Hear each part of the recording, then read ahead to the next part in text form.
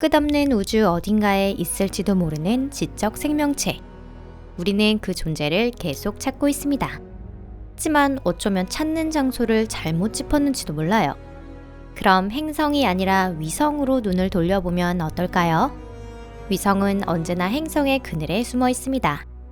우리는 안타깝게도 그동안 그런 위성에 거의 관심을 두지 않았는데요.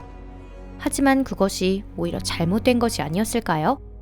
위성은 행성의 미니어처 버전인데 말이에요. 그러니 바다도 화산도 대기도 모두 존재합니다. 여러분 안녕하세요. 저 머나먼 곳의 위성에서 먼 우주의 어딘가에서 생명의 진화가 활발하게 진행될 가능성 역시 충분히 있습니다. 만일 생명이 존재하지 않는다고 해도 위성은 살펴볼 가치가 있습니다. 이곳은 토픽입니다. 여러분께도 그 사실을 알려드리기 위해 오늘은 태양계 중에서도 특히 흥미로운 위성에 대해서 말씀드려 보도록 하겠습니다. 그럼 시작해 볼까요?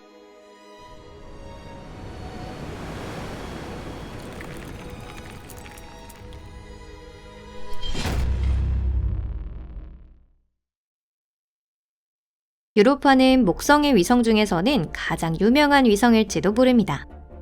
천문학에 조금이라도 관심이 있는 분이라면 유로파의 바다에 대해 분명 들어보셨을 텐데요.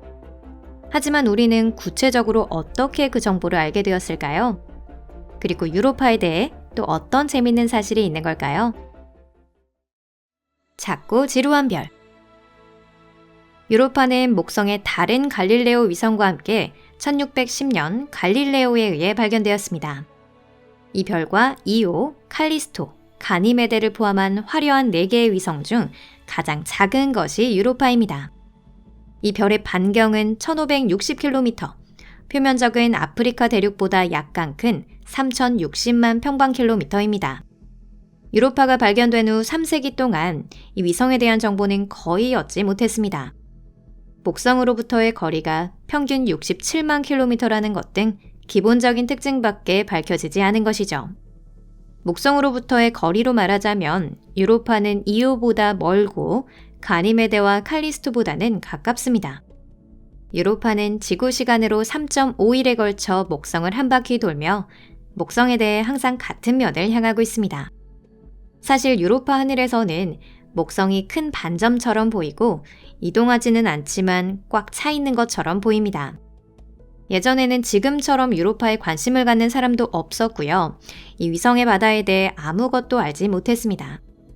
지금이 되어서야 유로파에 생명이 존재하는지가 흔한 화제로 거론되고 있지만 당시에는 그런 의문을 품는 사람은 아무도 없었습니다. 유로파는 대기를 유지하기에는 너무 작고 누가 봐도 태양과는 너무 멀었습니다. 이 천체의 표면 온도는 매우 낮은 110켈빈, 섭씨에서는 영하 163도 이상으로 올라가는 일이 없습니다. 여기서 잠깐 이야기를 앞으로 나아가 볼까요? 현재에도 유로파 표면에 생명이 존재할 가능성이 없다는 것을 의심하는 사람은 없습니다. 유로파의 표면은 추울 뿐만 아니라 호흡도 할 수 없고 매우 강력한 방사선에 노출되어 있습니다. 그것은 목성의 방사선대를 발생시키는 강력한 자기권이 있기 때문입니다. 방사선대는 지구에도 있지만 목성이 훨씬 광범위하게 강한 방사를 하고 있습니다. 어쨌든 유로파의 거주 가능성에 관한 논의는 모두 지하 10km에서 30km에 있는 바다에 한정된 이야기입니다. 그러나 1970년대가 될 때까지 바다의 존재는 단순히 알려지지 않은 것에만 그치지 않았습니다. 만일 당시 천문학자들이 어떻게든 바다의 존재를 확인할 수 있었다고 해도 아무런 관심을 갖지 않았을 겁니다. 사실 당시의 생명은 태양광이 있는 곳에만 존재할 수 있다고 생각했습니다. 그에 반해 지표는 확실하게 햇빛을 통과시키지 않습니다. 그러니 유로파는 목성의 다른 위성에 비해 전문가들의 흥미를 끌지 못하는 존재였죠. 하지만 초기 우주 탐사 미션에서 볼 수 있듯 지루한 별이라고 생각했던 건 큰 오산이었습니다. 초기 조사. 처음으로 유로파에 접근해 지구의 사진을 전송한 우주 탐사기는 1973년 파이어니어 10호입니다. 그 1년 후 파이어니어 11호가 유로파를 찾았습니다. 화질이 나빠서 그다지 많은 정보를 얻지는 못했지만 그 중에는 과학자들을 놀라게 한 정보도 있었는데요. 예를 들어 유로파의 표면이 거의 평평하다는 사실을 알게 됩니다. 말 그대로 이곳은 산이 거의 없었고 있는 것은 높이 수백 미터 미만의 언덕뿐이었습니다. 그 이유에 대해선 자세히 파악하지 못한 상태입니다. 그 몇 년 후 유로파와는 직접적인 관계는 없지만 유로파에 대한 과학자들의 견해에 영향을 주는 과학적인 발견이 이루어졌습니다. 1977년 해양학자들이 태평양 심해를 조사하던 때의 일입니다. 그들은 블랙 스모커라고 불리는 해저의 열수 분출공 주변에 서식하는 희귀 생물군에 주목했습니다. 태양광이 닿지 않는 곳임에도 불구하고 그곳에는 갑각류나 연체동물 등 소형 생물이 대량 번식하고 있었던 것인데요. 이 생물들의 생명을 지탱하고 있던 것이 박테리아였습니다.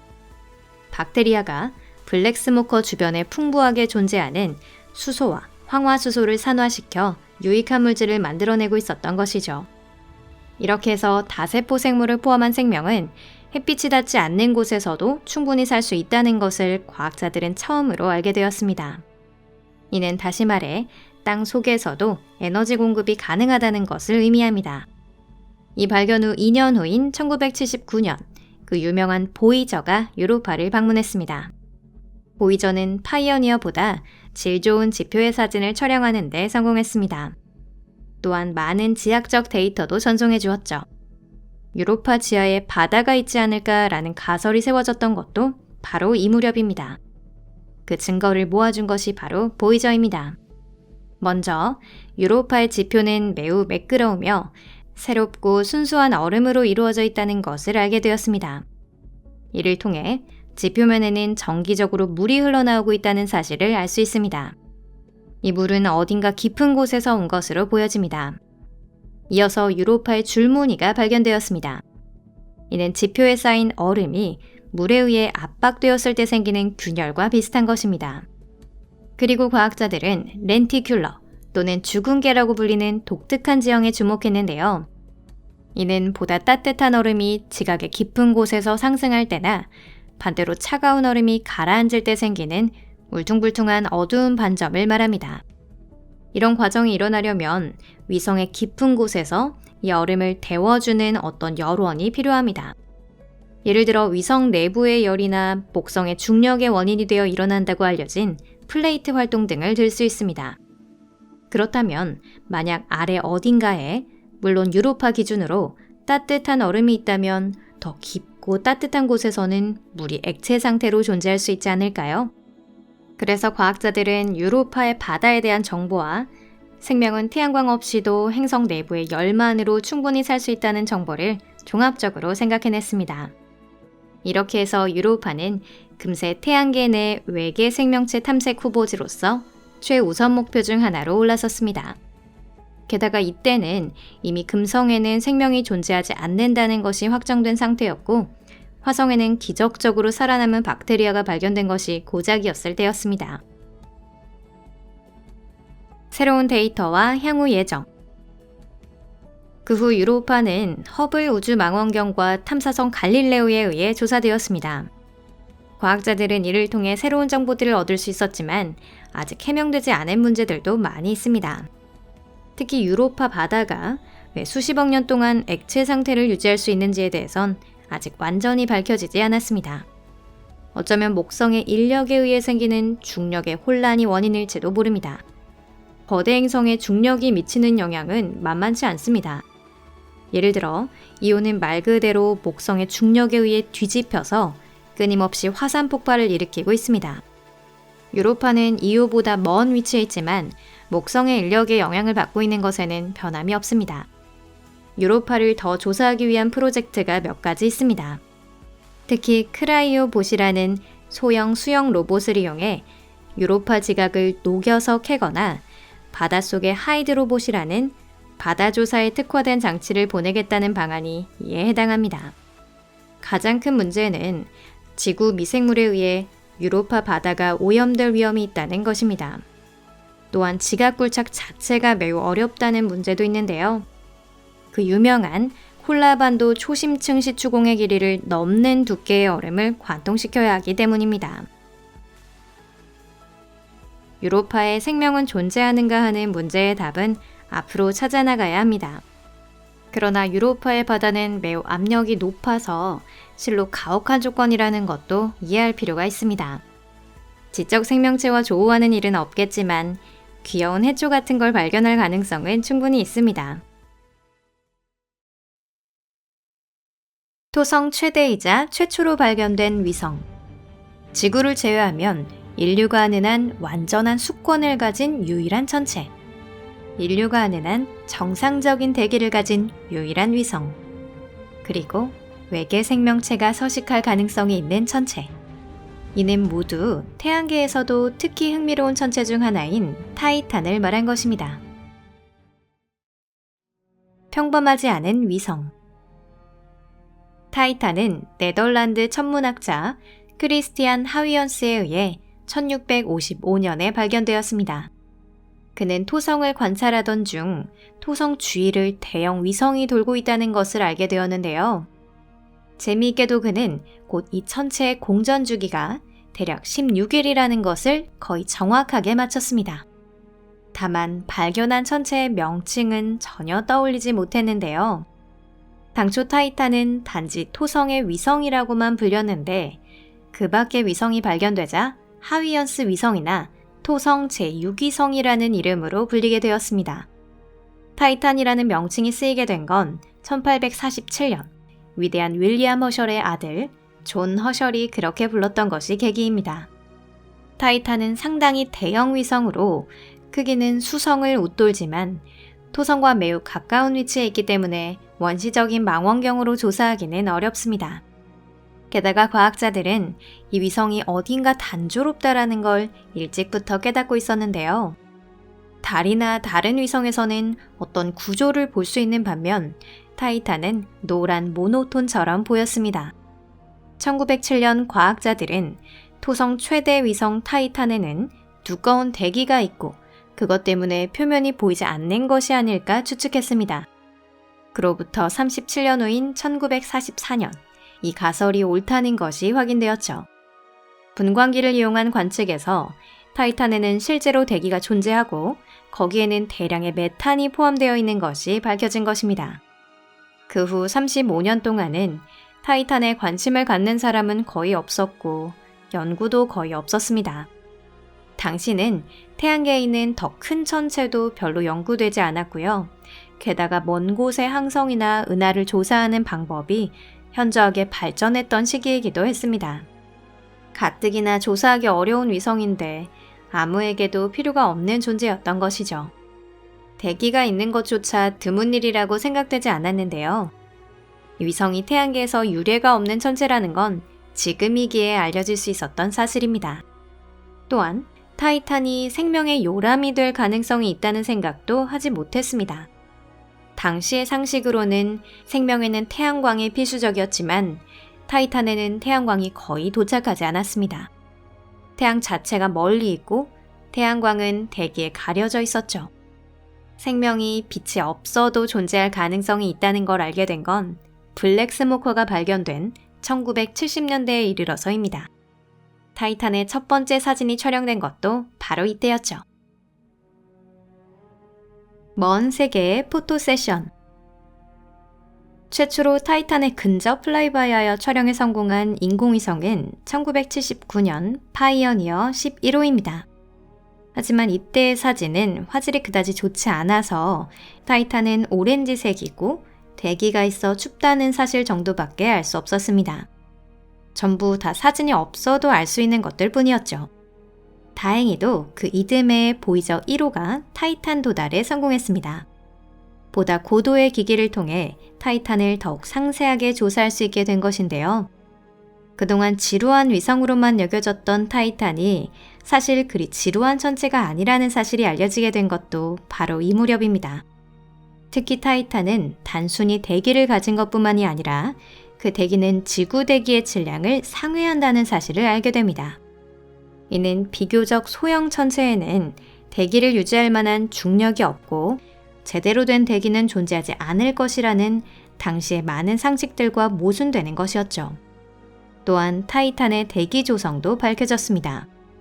타이탄의 대기는 질소가 98%, 메탄이 1.5%를 차지하고 있으며 나머지 0.5%는 기타 다양한 가스로 구성되어 있습니다. 대기 두께는 약 400km, 타이탄 표면의 기압은 지구 표면의 1.5배에 해당합니다. 타이탄의 이러한 성질로 인해 안타깝게도 표면을 조사하는 것은 불가능하다는 것을 알게 됩니다. 타이탄의 대기는 메탄 구름과 유기화합물로 이루어진 오렌지색 스모그로 항시 덮여 있습니다. 이후 유명한 허블 우주망원경 등으로 수년간 타이탄의 정기적인 관측이 이루어졌지만 표면에 대해서는 극관이 없다는 등 간접적인 정보만 얻을 수 있었습니다. 얼마 전인 2000년대 중반까지는 토성 위성 타이탄의 짙은 구름 아래 무엇이 숨어 있는지 과학자들은 다양한 설을 제기해왔는데요. 표면에는 액체 탄화수소 바다나 그와 비슷한 것이 있을 것이라 추측하는 것이 고작이었습니다. 그 유명한 카시니 하위연스가 타이탄에 도달한 2004년, 우리는 비로소 타이탄의 신비로운 세계를 제대로 조사할 수 있었습니다. 레이더 장치로 타이탄 표면의 조사를 실시해 타이탄에 내린 하위연스 프로브에 의해 표면을 처음 촬영하는 것에 성공한 것입니다. 그곳에서는 과학자들의 대담한 예상을 뒷받침해주는 결과가 발견되었습니다. 타이탄은 지구와 마찬가지로 본격적인 수권을 가지고 있었는데요. 다만 그곳에 있는 것은 물이 아니라 액체 탄화수소인 메탄이나 에탄입니다. 타이탄에는 적어도 3개의 바다, 혹은 더 정확히 말하자면 매우 큰 호수가 있는데요.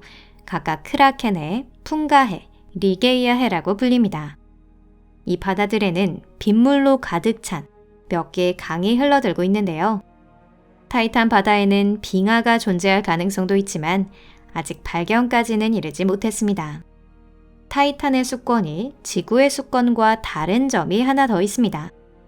그것은 타이탄에는 항구적인 수역이 존재하지 않는다는 것입니다. 이것은 타이탄의 계절이 아주 긴 대략 7년이라는 것과 관련이 있습니다. 타이탄에서는 한쪽 반구가 여름을 맞이하고 있을 때 액체 탄화수소가 완전히 증발하여 대기의 흐름을 타고 겨울 쪽 반구로 운반됩니다.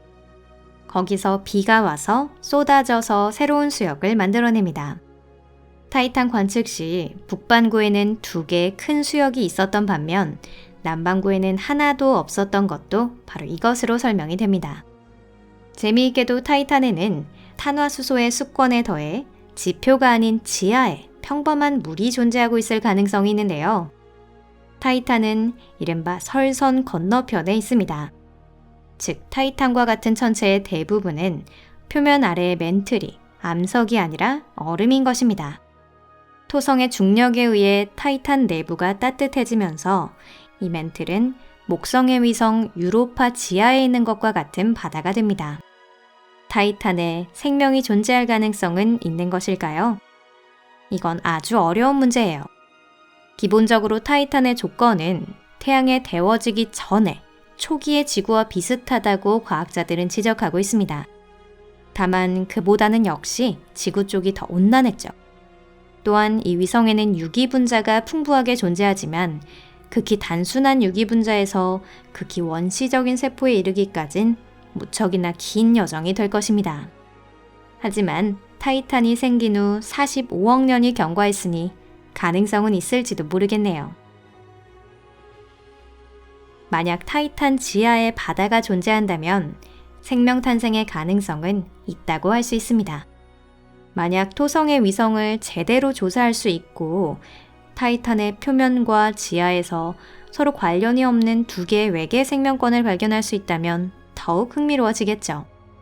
아마 생물학에 있어서의 큰 브레이크스루가 될 뿐 아니라 우리 지구의 생물의 진화에 대한 이해도도 더욱 높아질 것입니다. 여러분의 생각은 어떠신가요?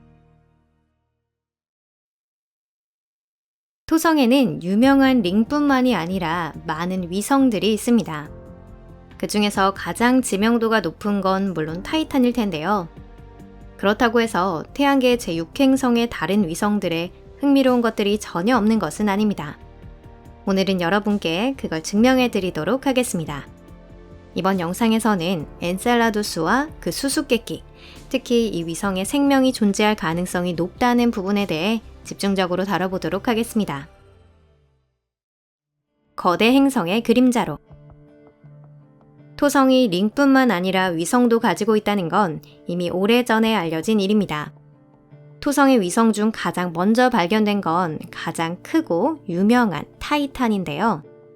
그것은 1655년의 일이었습니다. 위성을 최초로 발견한 사람은 위대한 네덜란드의 천문학자 크리스티안 하위연스입니다. 그리고 한참 후 1789년에 영국의 천문학자 윌리엄 허셜에 의해 엔셀라두스가 발견되었습니다. 이후 연구를 통해 엔셀라두스의 주요 특징을 알게 되었는데요. 토성의 기존 위성 중 엔셀라두스는 6번째로 크고 토성에 가까운 쪽에서 셌을 때 14번째인 위성입니다.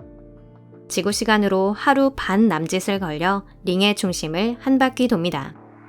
엔셀라두스가 구형에 가까운 형상이 되기 위한 물질은 간신히 모인 수준에 불과합니다.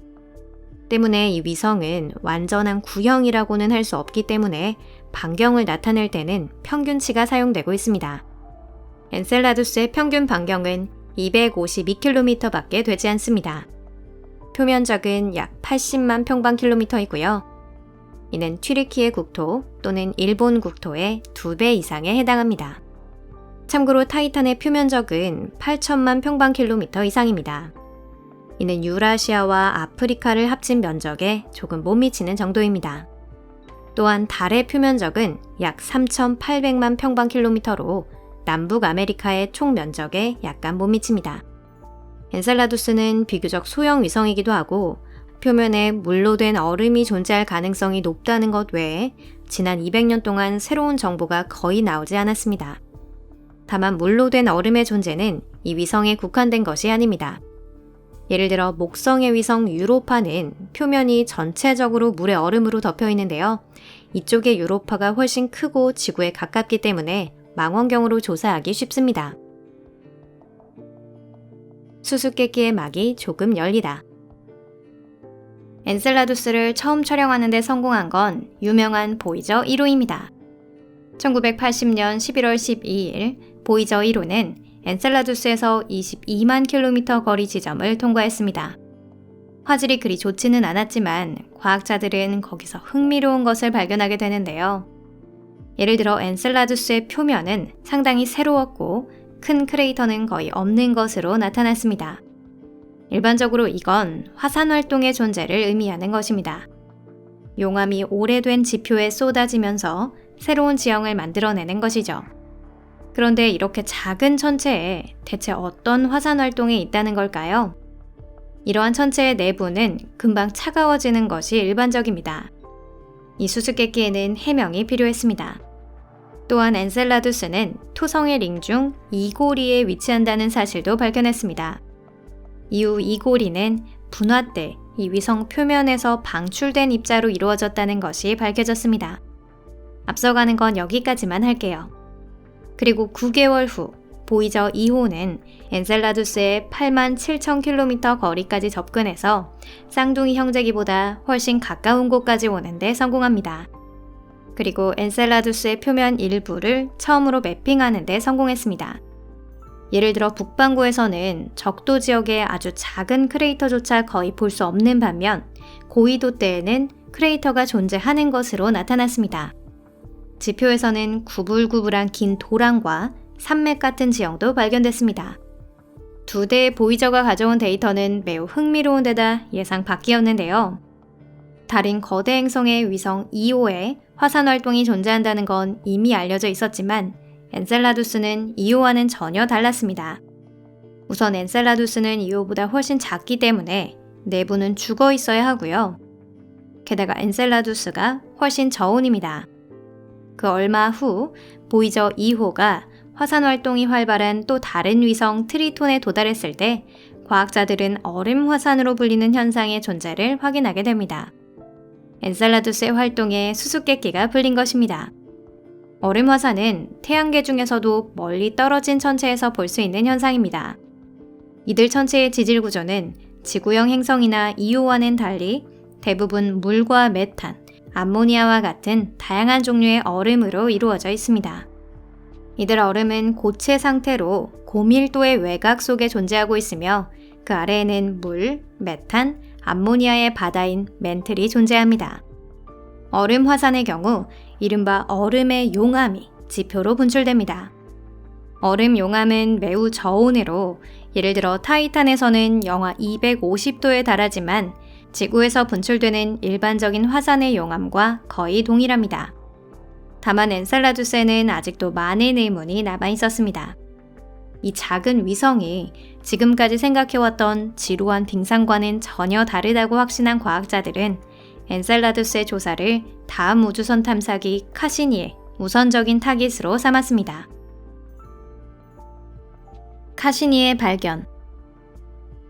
토성과 그 위성을 조사한 것으로 알려진 카시니는 2005년부터 2015년까지 엔셀라두스에 여러 차례 접근해 새로운 데이터를 잇따라 전송해 주었습니다.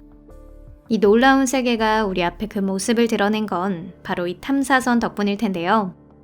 특히 카시니는 엔셀라두스에서 정기적으로 발생하는 초강력 간헐천을 촬영하는 데에도 성공했습니다. 위성의 중력이 아주 약하다고 하며 간헐천은 매우 높은 위치까지 물을 뿜어냅니다. 조금 전에도 소개한 이 고리는 정말로 얼음 화산이 방출된 물질로 이루어져 있습니다. 간헐천과 얼음 화산은 이 위성의 남극 지역에서 가장 많이 볼 수 있습니다. 아무래도 과거 50만 년 이내에 대규모 분화가 일어나 지형이 완전히 바뀌어 버린 것 같습니다. 또한 이곳에는 4개의 깊은 홈이 있는데요. 각각 알레산드리아 홈, 다마스쿠스 홈, 카이로 홈, 버그다드 홈이라고 불립니다. 이 홈들은 위성 외곽에 심한 균열이 생기면서 형성된 것으로 보입니다. 카시니에서 얻은 데이터 덕분에 과학자들은 엔셀라두스의 내부에 새로운 수리 모델을 구축할 수 있었습니다. 특히 남극 바로 아래에는 북미 슈피리어 호수에 버금가는 수량을 가진 호수가 존재하는 것으로 나타났습니다. 이 호수는 외곽에서 30km에서 40km 거리에 있으며 깊이는 10km에 달합니다. 이 호수는 사실 더 크고 이 위성의 지표 전체 아래에 전면적 해양으로 펼쳐져 있어 깊이의 차이가 있을 뿐이라고 생각하는 과학자들도 있습니다. 최근의 연구에 따르면 여기에는 적어도 원시적인 단세포 생물 형태로 생명이 존재하고 있을 가능성이 높다고 합니다. 물론 엔셀라두스에 생명이 존재하는지 어떤지 하는 이야기를 하기 전에 우선 엔셀라두스의 바다가 어떤 경위로 출현했는지를 먼저 밝혀내야 합니다. 만약 위성이 탄생한 순간부터 존재했다면 생명이 태어나기 위한 시간은 충분히 있었다고 생각해 볼 수 있습니다. 다만 실제로는 엔셀라두스는 오래전에 식어버렸고 그것이 비교적 최근에 와서 어떠한 대변동으로 인해 지질적인 프로세스가 재개되었을 가능성도 충분히 생각할 수 있습니다. 예를 들어 수백만 년 전 소행성이 낙하하면서 이 위성 내부를 흔들었을 가능성도 있습니다. 그 경우엔 당연하게도 바다는 완전히 무균 상태가 됩니다. 어느 쪽이든 새로운 탐사선을 발사하거나 관측 방법을 개선하지 않는 한 새로운 데이터를 얻을 수는 없을 것입니다.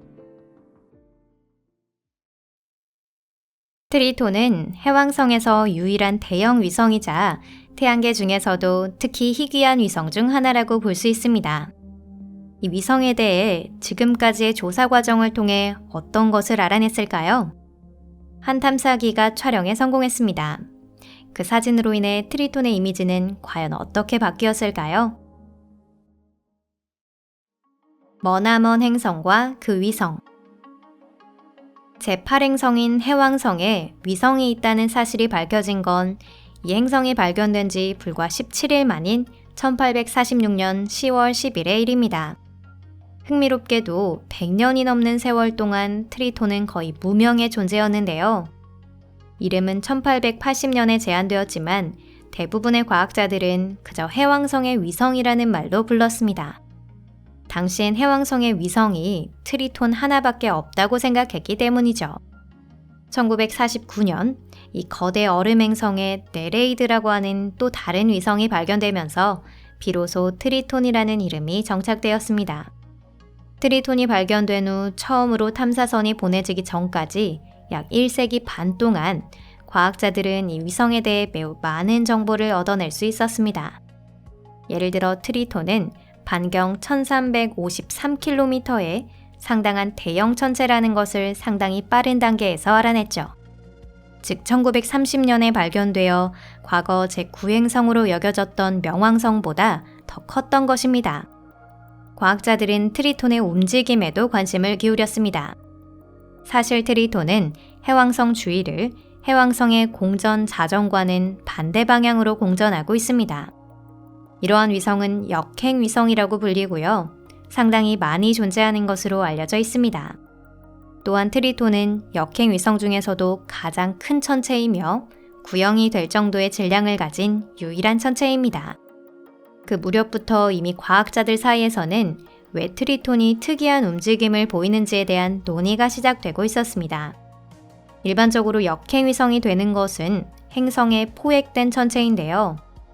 반면 일반 위성은 행성과 함께 형성됩니다.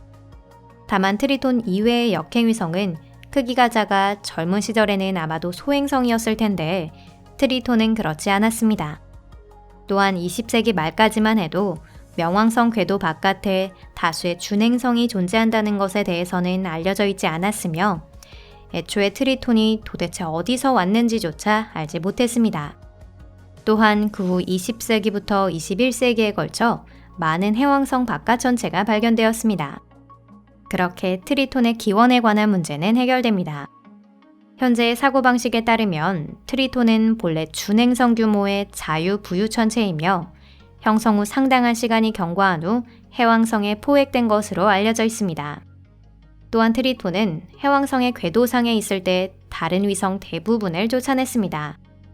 해왕성의 궤도상에 작은 돌이 많이 있는데도 대형 위성을 볼 수 없는 것은 바로 이 때문입니다. 또 과학자들은 먼 곳의 천체의 온도를 측정하는 다양한 방법을 통해 트리톤의 표면 온도가 매우 낮다는 것을 바로 알아냈습니다. 이곳의 평균 온도는 영하 235도인데요. 트리톤이 태양열을 거의 받지 않는 것을 감안하면 당연한 일입니다. 얼어붙은 세상. 처음으로 트리톤에 도달해 지구로 사진을 전송한 탐사기는 그 유명한 보이저 2호입니다. 이건 1989년의 일이었는데요. 태양계 끝을 목표로 하는 보이저 2호가 태양계 내에서 마지막으로 통과한 대형 천체가 이 트리톤이었다는 흥미로운 사실도 있습니다. 보이저가 촬영한 사진 덕분에 트리톤에는 얇지만 대기가 존재한다는 사실을 알게 되었습니다. 트리톤의 기압은 지구의 2만 분의 1 정도이고요. 대기는 주로 위성 표면에서 기화하는 질소로 구성되어 있습니다. 일찍이 트리톤에는 타이탄에 필적하는 농밀한 대기가 존재한다고 추측하는 과학자도 있었지만 현재엔 그러한 대기가 존재했던 건 지금으로부터 수십억 년 전의 일이고 머지않아 없어져 버렸다는 설도 있습니다. 하지만 그 이상으로 흥미로운 건 바로 트리톤이 화산 활동을 하고 있다는 것입니다. 사실 화산 활동을 볼 수 있는 천체는 태양계 내에 그다지 많지 않은데요. 예를 들어 트리톤의 화산은 지구의 화산과 달리 액체 메탄과 암모니아, 물의 얼음이 섞인 얼음 마그마를 분출하고 있습니다. 얼음 마그마는 매우 저온으로 일설에 의하면 영하 250도에 이른다고 알려져 있습니다. 분화의 모습을 상상해보면 분명 화려한 광경일 겁니다. 트리톤에는 얼음 마그마 외에도 간헐천이 있어서 정기적으로 질소 분출이 일어나고 있습니다. 또한 간헐천의 활동과 더불어 트리톤의 광활한 영역을 덮고 있는 질소 얼음이 정기적으로 녹음으로써 얇은 대기가 만들어지고 있을 것이라 보여집니다. 끊임없이 이어지는 화산 폭발로 트리톤에는 특유의 지형이 생겨났습니다. 보이저 2호가 촬영한 사진에는 길이 150km에 걸친 거대한 검은 띠가 선명하게 찍혀 있는데요. 모든 띠가 전부 동쪽에서 서쪽을 향해 뻗어 있는 것을 알 수 있습니다. 트리톤과 같은 얇은 대기라도 주로 이 방향으로 불고 있는 바람이 있는 것 같습니다. 이 띠는 간헐천이 액체 질소의 흐름과 함께 먼지를 방출하면서 생겨난 것이 아닐까 추측하고 있고요. 간헐천에 의해 상공 8km까지 치솟은 티끌은 다시 지표로 내려옵니다. 또한 트리톤의 서반구에는 칸타로프 지형이라고 불리는 멜론의 껍질을 연상시키는 매우 독특한 구조가 있는데요.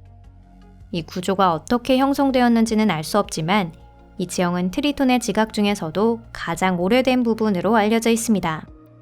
일설에 따르면 과거 이 땅에 초거대 화산이 있었는데 그것이 분화함으로써 광대한 영역이 얼음 마그마의 바다가 된 것이라고 합니다. 이윽고 이 바다는 얼어붙었고 온도 변화에 따라 얼음에 금이 간 것입니다. 지질학적 관점에서 보면 전체적으로 트리톤의 지표는 매우 새롭다고 볼 수 있는데요. 이 또한 트리톤의 활발한 화산 활동에 의한 것입니다. 트리톤에서는 운석의 충돌에서 비롯된 크레이터는 적고요. 크레이터의 크기도 비교적 소형입니다. 위성에서 가장 큰 크레이터는 지름 27km의 마존바 크레이터입니다. 참고로 지구에 떨어져 공룡이 멸종한 원인이 된 운석은 지름 180km가 넘는 칙술루브 크레이터를 남겼지만 이조차도 태양계 최대 크기로 비교하자면 거리가 먼 크기입니다. 또한 트리톤의 지표에는 지질 유래 크레이터도 존재하고 있는데요. 특별히 더 다뤄지지는 않았습니다. 이런 유형의 크레이터는 매우 수가 많고 종류도 다양하고요. 그 대부분은 지각의 바위층 깊숙한 곳에서 밀려나 형성된 것입니다. 이 현상은 전문가들 사이에서는 다이어필이라고 불리며 지구에서도 종종 볼 수 있습니다.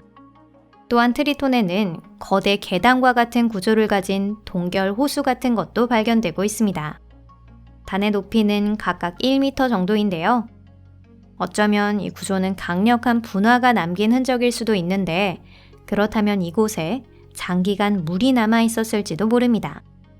혹은 거대한 외계인이 기념으로 남기고 간 것일 수도 있죠. 물론 농담입니다. 보이저 2호 이후에 트리톤에 도달한 탐사기는 하나도 없습니다. 보이저 2호조차 이 신기한 위성의 표면을 40% 정도밖에 촬영하지 못했는데요. 트리톤의 다른 지역에는 과연 어떤 신비로움이 숨겨져 있을까요? 이 진실을 알 수 있는 건 아마도 해왕성을 향해 다시 탐사선이 보내진 이유일 것입니다.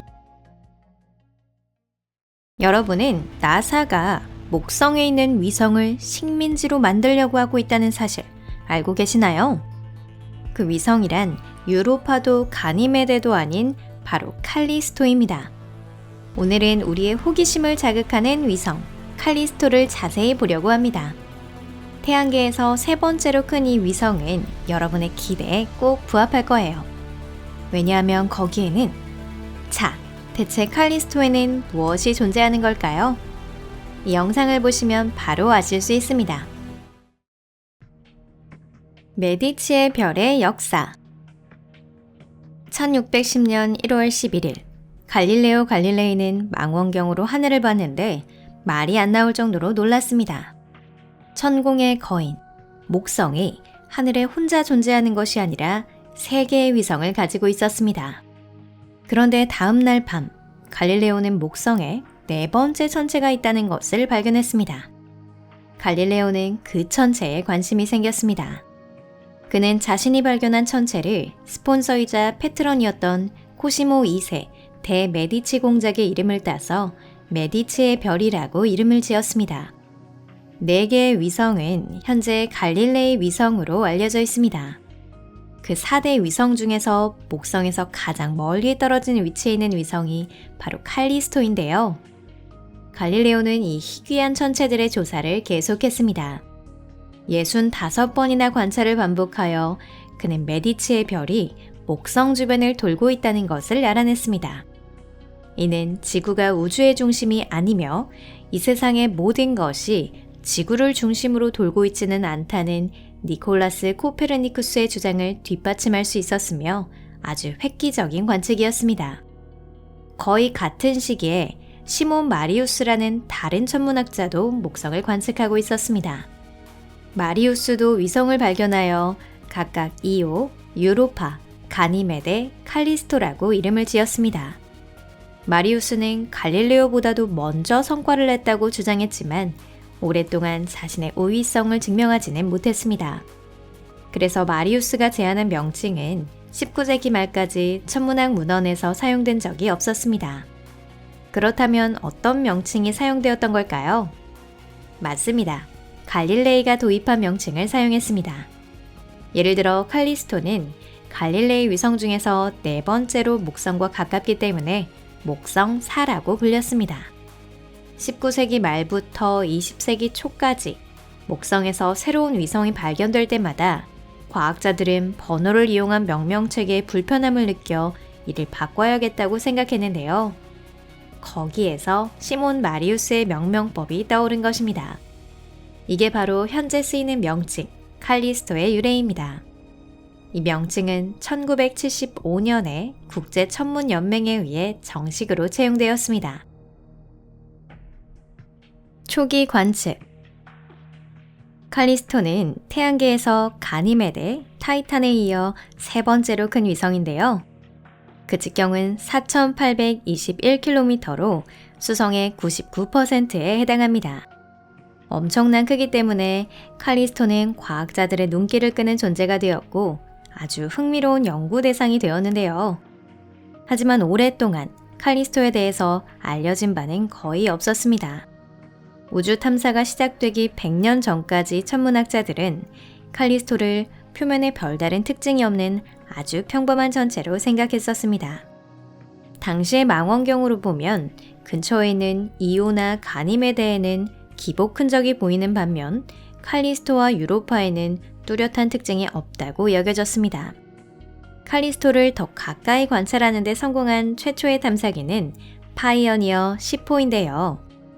이 탐사기는 1972년 3월 3일 나사에서 목성으로 보내졌으며 12월에는 목성 근처를 통과하여 칼리스토를 포함한 새 위성의 사진을 처음으로 촬영했습니다.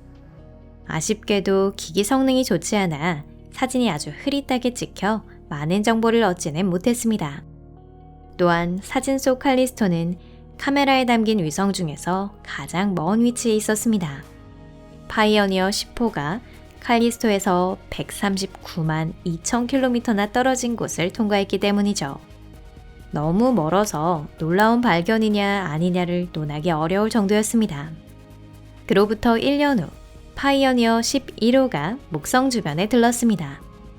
이 탐사기는 칼리스토에서 78만 6,000km 떨어진 곳을 지나가 그 질량을 밝힐 수 있었지만 전체적으로 봤을 때는 칼리스토에 대한 지식의 폭을 그리 넓히지는 못했습니다. 하지만 두 대의 파이어니어가 방문하고 난 뒤 이 위성에서 주목받게 된 점이 있었는데요. 칼리스토는 목성의 방사선대 바깥에 있다는 사실이 밝혀져 이곳의 방사선 수준은 다른 갈릴레이 위성과는 달리 인간에게 거의 무해하다는 것이 확인되었습니다. 이로써 칼리스토는 목성으로 갈 유인 탐사기의 거점으로서 진지하게 검토되기 시작했습니다. 다음으로 칼리스토를 촬영한 것은 1979년에 근처를 지나간 두 대의 보이저입니다. 새로운 사진으로 인해 무표정하다는 이 위성의 이미지가 벗겨져 인류가 거점으로 사용할 수 있는 잠재성의 근거가 추가되었습니다. 또한 칼리스토는 충돌 크레이터로 덮여 있다는 사실이 밝혀졌는데요. 마침 태양계 최대 크레이터를 보이저 1호가 촬영했습니다. 이 크레이터는 전사한 스칸디나비아의 전사가 찾아온다는 전설을 가진 궁전의 이름을 따서 바랄라라고 명명되었습니다. 이것은 직경 360km에 걸쳐 중앙 부분이 밝으며 그 주위로 동심원이 그려져 있습니다. 이 고리 구조는 전체 직경이 3,800km나 되는데요. 이러한 지질학적 이상은 어떻게 형성되었을까요? 과학자들은 어떤 거대한 천체가 칼리스토에 충돌하면서 바랄라 크레이터가 형성된 것으로 추측하고 있습니다. 충돌로 인한 충격이 너무나 강했기 때문에 천체가 리소스피어를 관통하여 더 깊고 부드러운 곳에 충돌했습니다. 그것은 따뜻한 얼음 또는 액체 상태인 지하 바다였을지도 모릅니다. 부드러운 물질이 충격을 완화시켜 상쇄함으로써 중앙 크레이터 주변에 동심원 형태의 구조가 형성되었습니다. 이는 호수에 던져진 돌이 수면에 원을 그리는 것과 같습니다. 보이저가 수행한 미션을 통해 칼리스토에 대한 이러한 정보를 얻을 수 있었는데요. 보이저는 위성 표면의 반 이상을 촬영하여 정확하게 측정하는 데에 성공했습니다. 또한 그것뿐만이 아니에요. 보이저 이후에 칼리스토를 조사한 탐사기 갈릴레오는 1996년부터 2001년까지 8번이나 이 위성 주위를 통과했는데요. 가장 가까이 접근했던 것은 마지막 플라이바이 때였는데 이때 탐사기는 지표에서 겨우 138km 거리를 통과했답니다. 2000년에는 카시니가 이 지역에 들렀으며 칼리스토의 적외선 화상을 촬영했습니다. 게다가 그 7년 후에는 뉴 호라이즌즈의 카메라에도 찍혔답니다. 무엇을 알아냈는가? 과학자들은 파이어니어가 찍은 흐릿한 사진을 작은 시작으로 하여 칼리스토의 신비로운 세계를 규명해 왔는데요. 그들은 칼리스토가 혜성이나 소행성의 충돌로 인해 형성된 수많은 크레이터에 덮여 있다는 것을 알아냈습니다. 보이저가 찍은 사진에서는 바랄라 외에도 직경 840km의 아드린다, 직경 1400km의 더 큰 크레이터인 아스가르드 등 비슷한 고리형 구조를 발견할 수 있었습니다. 2000년에는 아스가르드 안쪽에 직경 600km인 우트가르드도 발견되었습니다.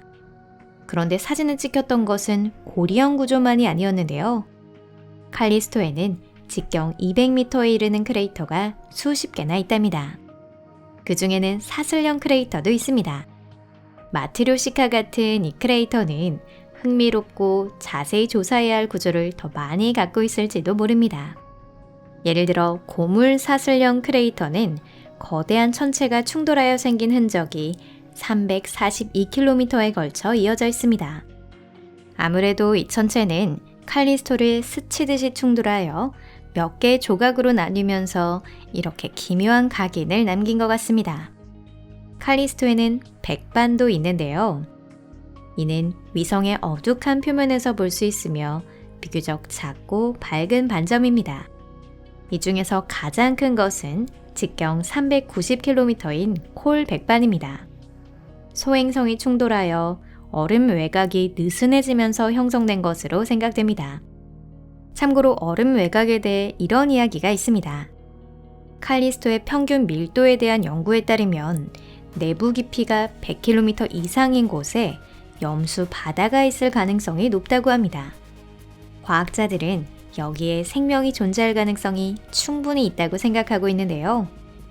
호염균이라는 염수에 적응한 미생물이 여기에 서식하고 있을 가능성도 있다고 하는데 연구자들은 칼리스토에서 생물이 발견될 확률은 유로파보다 낮을 것으로 예상하고 있답니다.